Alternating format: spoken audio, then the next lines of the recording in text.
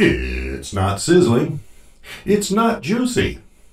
And while it is smoky and savory, tender? Well, that all depends on your personal definition of tender. But if you're in the mood for a high-protein snack and want the sensation of chewing beef-flavored gum, then ask your doctor if beef jerky is right for you.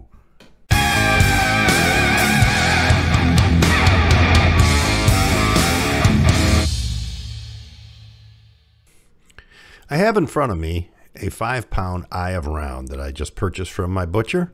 And before we get started, I'm going to throw this into the freezer for an hour and a half just to get it stiff enough to make it easy to slice. Now, as you can see, it just came out of the freezer and it is a little bit frosty. The first thing I'm going to do is I'm going to cut it in half because we're going to do a little experiment. We're going to smoke half of this as a solid piece, and the other half we're going to slice into the jerky slices before we put it in the smoker. But before I do any of that, I need to get that fat off. The fat will cause spoilage if we allow that to stay on, plus it will not dehydrate. So we got to get most of that off as much as we can. It's okay to have a little tiny bit. Of course, there's intermuscular fat that you can't get rid of, but that just gives flavor. But if you have a large pieces of fat that will not dehydrate, you'll end up with spoilage.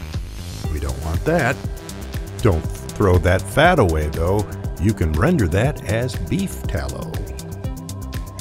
All right, we've got all the fat off, and now I'm going to be cutting the slices here about 1/8 to 1/4 of an inch thick. Don't forget, once these dehydrate, they'll get a lot smaller. But by doing half of this slices beforehand, these slices are going to get a lot more smoke. The other piece will have a touch of smoke. And that's the name I'll give to these different styles of jerky. A touch of smoke and heavy smoke. I'm sure both kinds are going to be absolutely delicious. But that's what the experiment is for, because we want to find out if it would get a little too smoky if we smoke the pieces individually.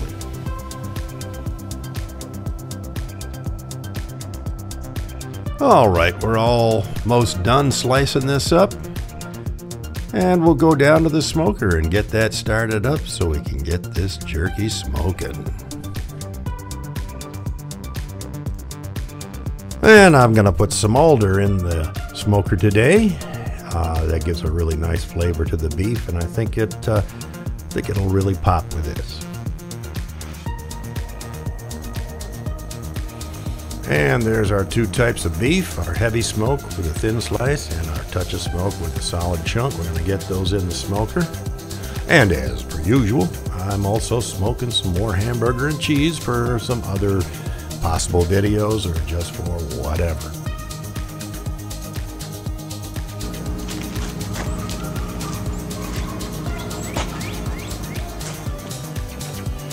And 2.5 hours have gone by and the meat is ready. It's getting a little dark out, so I got the lights on, but you can still see the nice patina on that meat.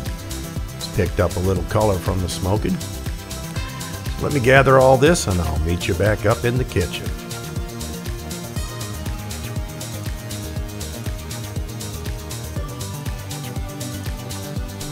Now let's make our marinade, but first I want to talk about using a little bit of curing salt to ensure there are no pathogens during the dehydration process. So to begin, we'll put in 1/2 teaspoon of curing salt.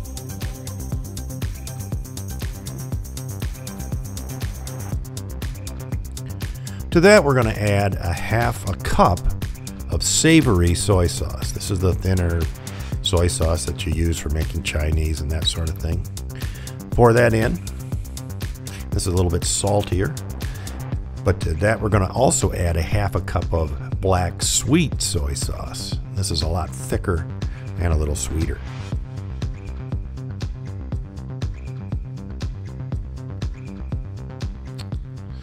To that, we're going to also add 1/4 cup of raw honey, and this will provide our real sweetness to our beef jerky.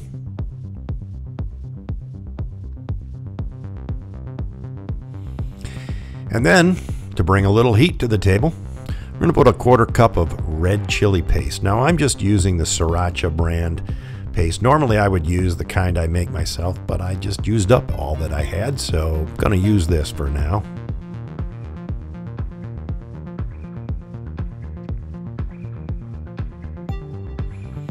Then we'll add 2 tablespoons of chopped garlic. Again, I'm using a commercial chopped garlic just because it has little tiny cubes that look real nice on the jerky, but you can use any kind of garlic that you like.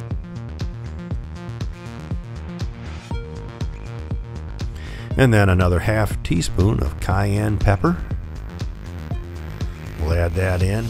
This will bring a little more heat. And finally, a teaspoon of red chili flakes. And this will finish it off and give some nice flakes on the outside of the jerky when it's completed. And then we'll just mix these ingredients together thoroughly using a whisk here in a minute. Whisk that together. And now we're ready to get our smoked meats ready for marination.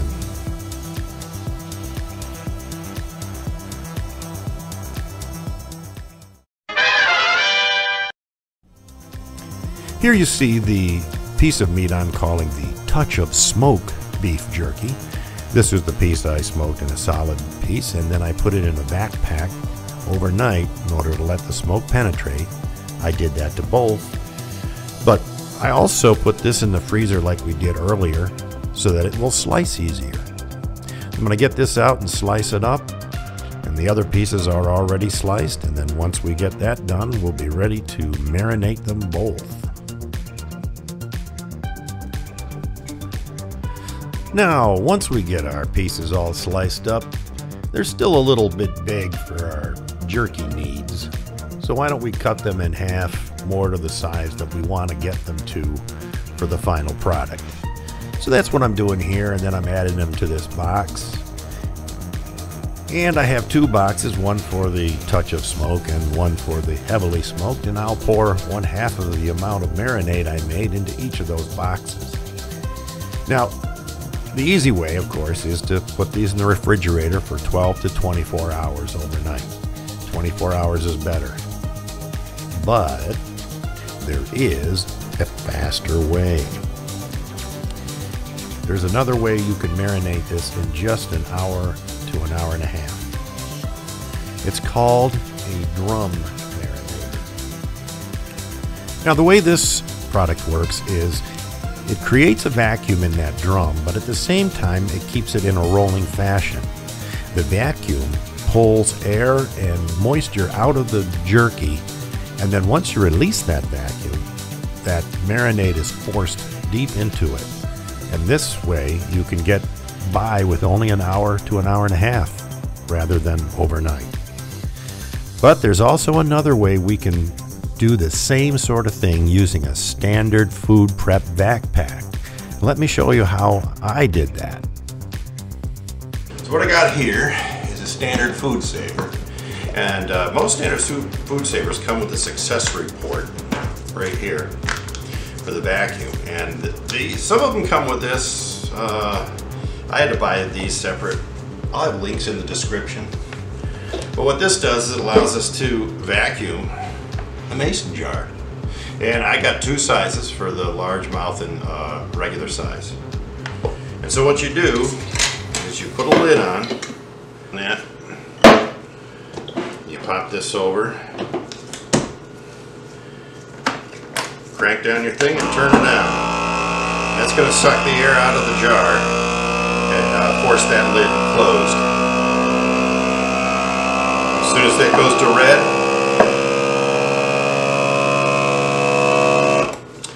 pull this out. That lets the air pressure go back in, and push that lid down, and there you go. Your lid is backed in. Now you can use this to store dry products, but you cannot do shelf stable that way. But our little trick today, is we're going to put our marinating beef in here. All right. So we got our beef. Let me make sure that's all in the picture here.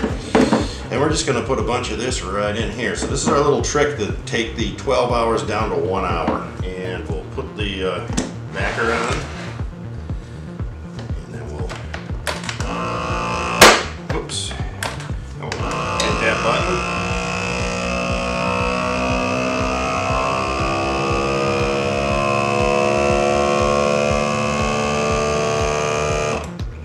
Go. Pull that out.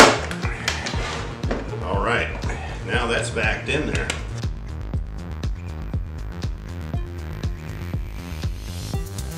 Okay, what I have here, this little contraption, is a roller I made. I made it out of an old rock tumbler. It was my son's old rock tumbler. Wheel, I got it Harbor Freight, like a grocery cart wheel or something. A couple of pieces of PVC with some bearings from some old rollerblade skates I used to have, and some old scrap wood. So not really anything here. The only thing I bought was that wheel. I built this several years ago for chemistry experiments. And so if we do this for that hour, that meat's going to get completely coated, be completely ready today. We don't have to wait till tomorrow. Now, of course, you don't have to have one of these. You can just shake it a couple of times during the hour and it'll be absolutely fine. I just pulled this out because I happen to have it and it makes things a little easier. Now the 4 jars are done. You can see the 2 with TOS for touch of smoke. That was the solid piece we smoked. And the other ones that we smoked as slices that I call heavy smoke. And we ended up with 4 full jars of marinade. Now it's ready to go down to the dehydrator. We're down in my basement where I have my canning supplies. And here is my 2 dehydrators. Now the one on the right that I'm touching now, that one is my original, and that's perfect for doing fruits, vegetables, or herbs. But it claims that it can go up to 158 degrees. I know this is not true because I took one of the trays and put it in my oven at 160 degrees, 2 degrees higher, and the plastic tray melted. That's why there's only 5 trays on it now. The new one on the left, that one can go to 167 degrees and has all stainless steel parts. That's the kind you want to do beef jerky because beef has to be kept between 160 and 165 degrees to be safe during dehydration to kill any pathogens. That plus the curing salt that we used in the marinade will make sure that your beef jerky is safe for you and your family. Before we put our meat in the dehydrator, let's put it through a sieve and get any excess liquids out. We'll do that right here in the jar, and we'll do that one at a time.